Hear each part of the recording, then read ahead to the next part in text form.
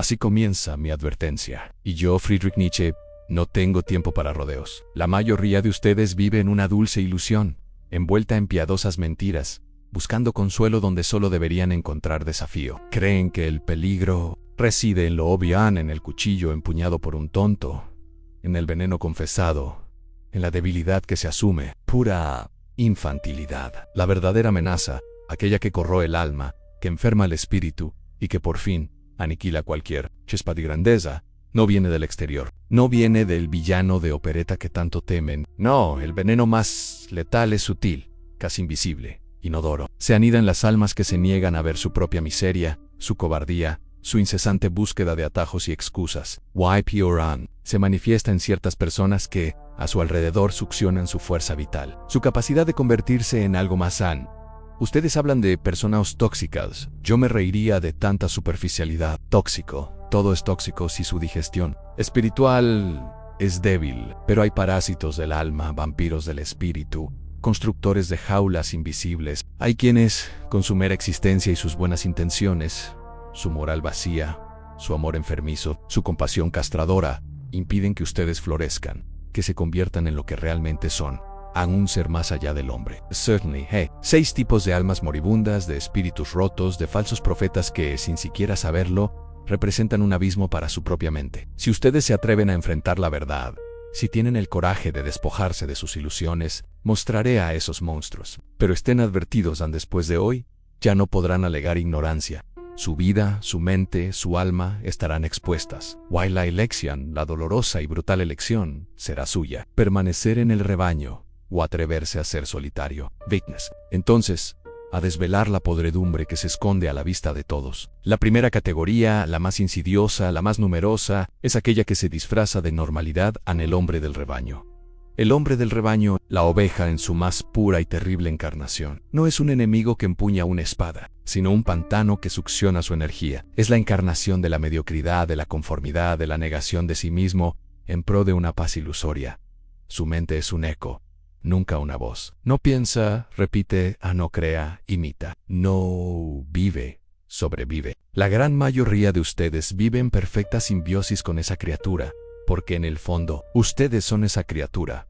El hombre del rebaño es peligroso porque su propia existencia es una invitación a la debilidad. Predica la seguridad, la estabilidad, la ausencia de riesgos. Se esconde detrás de la opinión pública, de la tradición, del sentido común. Para él, la virtud reside en ser como todos los demás, en no destacarse, en no perturbar el orden establecido. Teme la soledad como a la muerte, pues su identidad solo existe dentro de la masa, disuelta en la indistinción. La mera idea de un individuo que se atreve a pensar por sí mismo, que desafía sus verdades cómodas, lo aterroriza. Y él, entonces, juzga, condena, excluye, no con furia, sino con la pasividad asesina del rebaño que pisa y aplasta al diferente en su mente. Su capacidad de juicio, su propia voluntad de poder son corroídas por esa convivencia. Los arrastra hacia abajo con su peso muerto. Cuando ustedes intentan ascender, él murmura sobre humildad, sobre no ser pretencioso, sobre lo que dirán los demás, les recuerda constantemente las reglas, las normas, la decencia, los debilita con la culpa por su propia fuerza, los paraliza con el miedo a la desaprobación. El hombre del rebaño no tiene enemigos, solo desvía la mirada de los espejos que muestran su propia debilidad. Ve la individualidad como una enfermedad, la originalidad como una perversión, la grandeza como arrogancia, y él,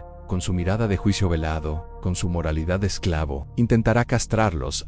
Es el portador de la enfermedad del resentimiento, ese veneno oculto de los débiles contra los fuertes, de los mediocres contra los excepcionales. No puede ser grandioso, así que devalúa la grandeza. No puede crear, así que critica la creación. No puede elevarse, así que intenta arrastrar a los demás a su propio fango. Y lo hace con una sonrisa, con la falsa bandera de la igualdad, de la justicia, de la compasión. Cuidado con la compasión del hombre del rebaño, pues es su peor cadena. No es amor, es miedo. Miedo de que ustedes, al volverse más fuertes, le revelen su propia fragilidad. Miedo de que su libertad exponga su esclavitud.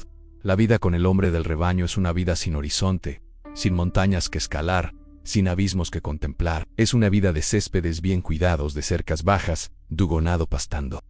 Ustedes, almas fuertes, ¿Se permitirán ser confinados a ese pastizal? ¿Se contentarán con la hierba tierna cuando podrían saborear el viento en la cima de la montaña? No deben romper con él, con su seductor llamado a la seguridad, al anonimato. Deben desafiar su conformismo, su moralidad enfermiza. El hombre del rebaño es un pozo de mediocridad, y si miran mucho tiempo a ese pozo, su propia profundidad comenzará a encogerse. Solo la soledad, su propia soledad, puede protegerlos de la contaminación de esa existencia diluida. Y ahora, respiren. Sé que la verdad quema, pero esto es solo el principio. Hay más abismos por revelar. Prepárense, pues el siguiente tipo es la raíz de muchas de las falsas virtudes que aprisionan su mente. El predicador de la moral de esclavosi, el hombre del rebaño, es la masa informe. El predicador de la moral de esclavo es su más fervoroso. Sacerdote no solo vive la mediocridad, sino que la diviniza. Es el arquitecto de las cadenas invisibles, el escultor de las virtudes que encadenan. Su boca está llena de palabras como humildad, piedad, sacrificio, igualdad, amor pero lástigo. Esas son las palabras más peligrosas jamás acuñadas, pues detrás de ellas se esconde el resentimiento más puro. La venganza más sutil contra la vida, contra la fuerza, contra la nobleza es aquel que, incapaz de afirmar su propia voluntad, de crear sus propios valores, de alcanzar la grandeza, se vuelve contra todo lo que es fuerte, hermoso y saludable. Invierte los valores. Lo que es noble se convierte en malo. Lo que es fuerte se convierte en arrogante. Lo que es libre se convierte en peligroso. En su mundo enfermo, la debilidad es la virtud, la impotencia es la bondad, la cobardía es la humildad. Se alegra en la miseria, exalta el sufrimiento y promete una recompensa póstuma para aquellos que se niegan a sí mismos en esta vida. La vida para él es una carga, una prueba, un valle de lágrimas que debe soportarse con resignación, mientras la verdadera recompensa espera en el más allá. ¡Qué insulto a la existencia! El predicador de la moral de esclavo es peligroso, porque les enseña a odiarse a sí mismos, a odiar su propia fuerza, a odiar sus propios instintos más vitales. Los convence de que sus deseos son pecaminosos, de que su ambición es vana, de que su orgullo es un vicio. Los castra. Los induce a la culpa por ser quienes son, por querer lo que quieren, por desear lo que es grande. Y lo hace en nombre de un bien abstracto, de un deber impuesto por fantasmas e ideales vacíos. Quiere que se arrodillen, que se sometan, que se disminuyan para que él, en su propia debilidad, pueda sentirse superior y usa la compasión como arma. Su compasión no es un impulso de Yin, sino un deseo de nivelar, de reducir, de debilitar al otro, hasta que se asemeje a sí mismo. Se alimenta de su dolor, no para curarlo, sino para mantenerlos en un estado de dependencia. Se deleita en verlos sufrir porque eso justifica su propia existencia, su propio papel de salvador o consolador. La compasión, en sus manos, se convierte en un narcótico que anestesia el dolor necesario para el crecimiento, para la superación personal. Es el mayor enemigo de la voluntad de poder, pues enseña la resignación en lugar de la lucha. El predicador de la moral de esclavo vive en el pasado, aferrado a dogmas y tradiciones. Tem el futuro, el cambio, lo nuevo, porque eso amenaza su estructura de valores construida sobre la negación de la vida. Es un maestro de la memoria resentida, de la acumulación de viejas heridas, de la rumiación sobre injusticias pasadas. No perdona, no olvida, solo se resiente. Y ese resentimiento es el motor de su predicación, la fuente de su moralidad. Si permiten que sus palabras se infiltren en su mente, comenzarán a dudar de su propia validez, de su propio valor. Comenzarán a sentirse culpables por su alegría, por su fuerza, por su salud. Se verán arrastrándose en busca de aprobación, de validación externa, convirtiéndose en una oveja más en el rebaño, en un esclavo más de esa moralidad castradora. El único antídoto para este veneno es su propio no. Decir no a sus falsas virtudes, no a su compasión debilitante, no a su negación de la vida. Afirmar su propia voluntad, su propia creación de valores. Crear su propia moralidad. Una que celebre la vida, la fuerza, la individualidad. No se dejen engañar por sus túnicas de bondad. Por debajo de ellas se esconde el cuchillo de la castración espiritual. En estos son los que quieren arrastrar su mente al pantano de la mediocridad y la negación. Pero todavía hay aquellos que por su propia inacción y ausencia de voluntad también son un peligro mortal. El negador de la voluntad sí. El predicador de la moral de esclavo es el sacerdote de la negación activa. El negador de la voluntad es su discípulo más pasivo, pero no menos peligroso. Él no predica, él simplemente es. Su existencia es un monumento a la inacción, a la cobardía existencial, a la negativa a abrazar la única verdad que importa en la voluntad de poder. Es el nihilista pasivo, aquel que, ante el absurdo de la existencia, elige la huida en lugar del enfrentamiento, el estancamiento en lugar del devenir. El negador de la voluntad es aquel que, ante cualquier desafío, retrocede, encuentra mil excusas para no actuar, para no creer, para no llegar a ser. Se esconde detrás de frases como no hay nada que hacer, así son las cosas, la vida es difícil. Abraza el pesimismo como un manto cómodo, pues si nada importa, entonces no hay por qué luchar, por qué arriesgar, por qué superarse. Su vida es un ciclo interminable de lamentaciones e inacción. Es un agujero negro de energía, succionando cualquier impulso de vida a su alrededor. Es peligroso porque te enseña la resignación. Es el contagio del no se puede. Sument is un cementerio de posibilidades no realizadas, de sueños abandonados, de potencias no expresadas. Y, al convivir con él, sientes tu propia voluntad marchitarse. No te ataca directamente, simplemente te cansa, te desanima, te convence de que todo esfuerzo es en vano, te arrastra a su propia apatía, a su propio vacío. El negador de la voluntad teme el dolor del crecimiento, el riesgo del fracaso, la soledad de la creación, busca la ausencia de conflicto, la tranquilidad de la no existencia. Preferiría fundirse con el universo, disolverse en la masa, antes que afirmar su singularidad y soportar el peso de su propia libertad. Su paz es la paz del cementerio. Su calma es la inercia de la muerte. Cuando te sientes motivado, lleno de planes y energías, él aparece con su mirada escéptica, su suspiro desanimado, sus historias de fracasos ajenos. Te recordará todos los obstáculos, todas las imposibilidades, todas las razones por las que deberías rendirte. No te desea el mal, solo quiere que seas tan impotente como él, para que su propia debilidad no sea tan evidente. Query NCU no puede subir, así que quiere que bajes. Ann es el maestro de la evasión. Evasión hacia el placer efímero, hacia la distracción constante, hacia el sueño de la conciencia. No quiere enfrentar el abismo de su propia existencia, el peso de su propia responsabilidad. No quiere bailar al borde del caos. Quiere un terreno seguro, aunque sea un terreno de barro en tu mente. Tu voluntad de vivir y de crear están constantemente amenazadas por esta figura. La proximidad con el negador de la voluntad es como respirar un aire enrarecido que sofoca el fuego interno, que disminuye la llama de tu propia voluntad de poder. Debes aprender a identificar esta sombra pasiva y a alejarte de ella. No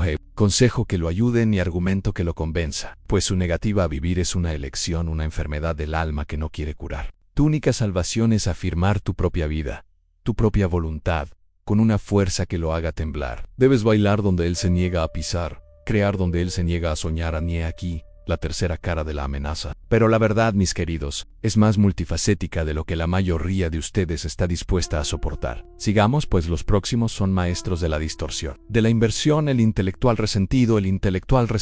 Este es un tipo particularmente horrendo, pues no ataca con la brutalidad de la fuerza, sino con la afilada daga de la palabra, de la razón, de la verdad supuestamente superior. Se disfraza con el manto de la erudición, de la crítica objetiva, del análisis profundo. Pero bajo ese barniz académico hierve el mismo veneno del resentimiento que hemos visto en los predicadores de la moral de esclavo. La diferencia es que su venganza contra la vida y contra la fuerza se disfraza de superioridad intelectual. Es aquel que, incapaz de crear algo de valor, de forjar una nueva verdad con el martillo de su propia voluntad, se dedica a deconstruir, a demoler, a encontrar fallas en todo lo que es grande, nuevo u original. Su alegría reside en desenmascarar, en exponer las debilidades ajenas, en reducir lo sublime a lo banal. No construye, destruye, no afirma, niega, y lo hace con una pose de quien está revelando la verdad cuando en realidad solo está proyectando. Su propia impotencia y su envidia en el intelectual resentido es peligroso porque corroe tu confianza en tu propia intuición, en tu propia pasión, en tu propia capacidad de crear valores. Te convence de que todo es relativo, de que toda gran idea es una farsa, de que toda búsqueda de significado es una ilusión. Usa la dialéctica, la retórica, la lógica fría para sofocar el fuego de tu alma. Te enseña a desconfiar de todo, especialmente de ti mismo, de tus propias verdades nacidas de la experiencia y del instinto. Es el maestro del nihilismo disfrazado de escepticismo. No tiene creencias fuertes, solo dudas, pero sus dudas no son constructivas, son paralizantes. No abren camino a nuevas posibilidades. Cierran todas las puertas. Te convence de que el mundo es un lugar sin sentido, de que el hombre es una criatura patética y de que cualquier aspiración a la grandeza es una arrogante tontería. No soporta la visión de un ser humano que se atreve a afirmarse, que se atreve a encontrar sentido donde él solo ve absurdo cuando expresas una pasión. Una visión, una esperanza, responde con ironía, con sarcasmo, con un «pero, ¿y sí?», que desinfla tu energía. Citará textos, teorías, pensadores para probarte que estás equivocado, que tu idea ya ha sido refutada, que tu visión es ingenua o pueril. No busca el diálogo, busca la aniquilación intelectual del otro, para que él, en su mediocridad, pueda sentirse el único portador de la verdad. Se alimenta de tu inseguridad, de tu miedo a ser ridículo, a ser tonto, te empuja al conformismo intelectual, a la reproducción de ideas ajenas, a la huida de la originalidad. Quiere que te conviertas en un mero repetidor, un eco de voces pasadas, una rata de biblioteca, en lugar de un león que caza sus propias ideas. A la proximidad con el intelectual. Resentido es un veneno lento que mata tu capacidad de pensar por ti mismo, de crear tus propias filosofías, de forjar tu propio camino intelectual. Te atará una cadena de hechos y lógicas que sofocan la vida, que niegan la experiencia. La única forma de protegerse es desvalorizar su razón fría. Afirmar tu propia voluntad de conocimiento, tu propia búsqueda de verdades que nacen del cuerpo, del instinto, de la vida. No te dejes aprisionar por sus laberintos mentales. Son prisiones construidas para almas que temen la libertad, y entonces hay quienes buscan la verdad, pero de una forma que es, en sí misma, una negación de la vida. El buscador de verdad única es el hermano gemelo, o quizás el primo lejano, del predicador de la moral de esclavo y del intelectual resentido. No es necesariamente malevolente, pero su necesidad desesperada de seguridad lo convierte en un peligro para cualquier espíritu libre. El buscador de verdad única es aquel que no soporta la ambigüedad de la existencia, la fluidez del devenir, la multiplicidad de perspectivas. Anhela una certeza, una roca inquebrantable sobre la cual pueda construir su vida y su moral. Y al encontrar esa supuesta verdad, sea una religión, una ideología política, un sistema filosófico rígido, o incluso una ciencia dogmática, se aferra a ella con la devoción de un ahogado. Es peligroso porque, una vez que ha encontrado su verdad, se cierra. Su mente se convierte en una fortaleza impenetrable para cualquier nueva idea que amenace su certeza. Ya no cuestiona, ya no explora, ya no duda. Teme la duda más que a la muerte, pues la duda es el fermento de la vida, el motor de la creación de nuevos valores. Para él el mundo debe ser simple, comprensible, con respuestas definitivas para todas las preguntas. La complejidad lo aterroriza, el caos lo aniquila.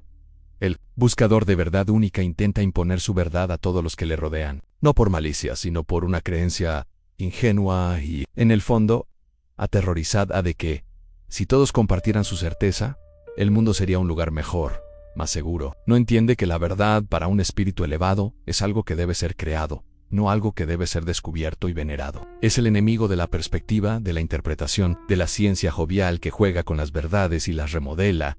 Cuando propones una nueva idea, cuando expresas una duda sobre sus certezas, reacciona a la defensiva, con ira, con un miedo casi palpable. Intentará convertirte, salvarte de tu ceguera, arrastrarte a su jaula de certezas. No soporta la idea de que su verdad pueda ser solo una verdad, su verdad, y no la verdad universal y absoluta. Para él la multiplicidad es un signo de debilidad, de desorden. Se alimenta de tu necesidad de pertenencia, de tu deseo de encontrar un sentido a la vida. Promete un puerto seguro en un mar tempestuoso, una respuesta a la angustia de la libertad. Y, al aceptar su verdad, intercambias tu potencia creativa por la seguridad de un dogma. Te conviertes en un esclavo de un sistema, un repetidor de credos, un negador de tu propio potencial para transvalorar todos los valores. La convivencia con el buscador de verdad única es un camino hacia la petrificación de la mente. Te empujará a una visión del mundo estrecha, inflexible, que sofoca cualquier impulso de vida, de invención, de superación personal. Quiere que dejes de buscar, de cuestionar, de arriesgar. Quiere que te conviertas en un ladrillo más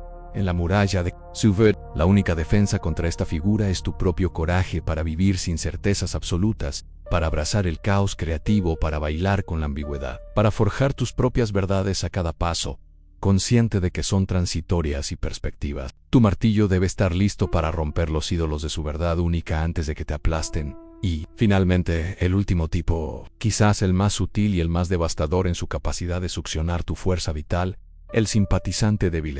Es el lobo con piel de cordero, el parásito que se disfraza de ángel. El simpatizante débil no es el predicador de la moral de esclavo que invierte valores, ni el negador de la voluntad que se niega a vivir. Es aquel que, con su piedad y su compasión excesivas, succiona tu fuerza, tu autonomía, tu capacidad de superarte a ti mismo. Es un escurridor de energía vital disfrazado de amigo, de amante, de familiar.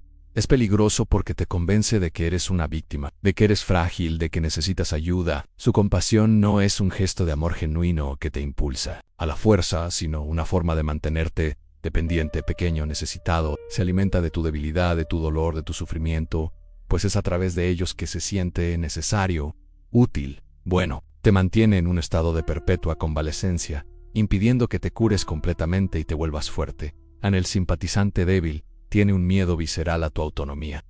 Si te vuelves plenamente capaz, plenamente dueño de ti mismo, él pierde su papel, su identidad. Su vida se define por ayudar a los débiles, por cuidar a los necesitados. Si no hay debilidad que consolar, no sabe quién es. Entonces, inconscientemente o a veces conscientemente sabotea tus esfuerzos para volverte fuerte, para superar tus propios desafíos. Te recuerda constantemente tus fallas, tus límites, tus dolores pasados. Elogia tu sensibilidad, tu vulnerabilidad, tu humanidad, mientras sofoca tu voluntad de poder en cuando demuestras un avance, una superación. Puede reaccionar con un elogio tibio o, peor aún, con una súbita tristeza o un nuevo problema personal, desviando la atención hacia sí mismo, hacia su propia fragilidad. Es el maestro de la victimización indirecta, de la manipulación emocional a través de la propia necesidad.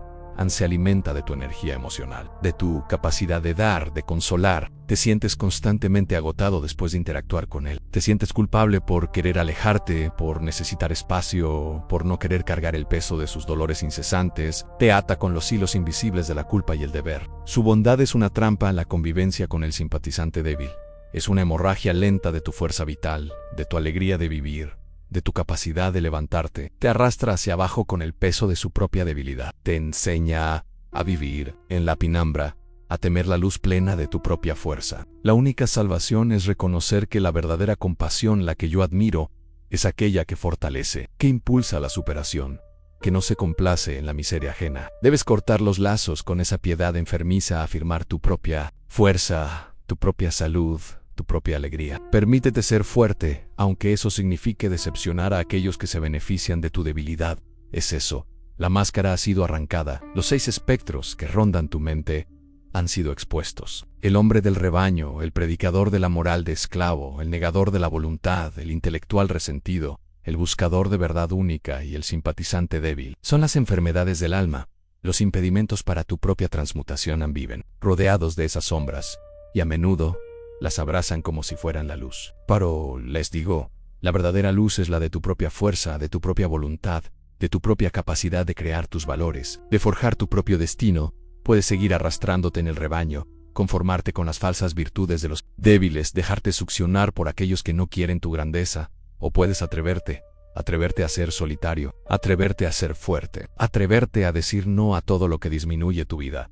Esta es tu oportunidad de convertirte en lo que realmente eres, de ir más allá del hombre, de forjar tu propia libertad. La elección, como siempre, es tuya. Y para aquellos que se atrevan, que busquen profundizar esta libertad, recuerden, el camino hacia tú es un viaje solitario. Y el abismo ahora te espera, pero no para devorarte, sino para que tú al mirarlo comprendas la profundidad inagotable de tu propia voluntad también, y conviértete en lo que eres.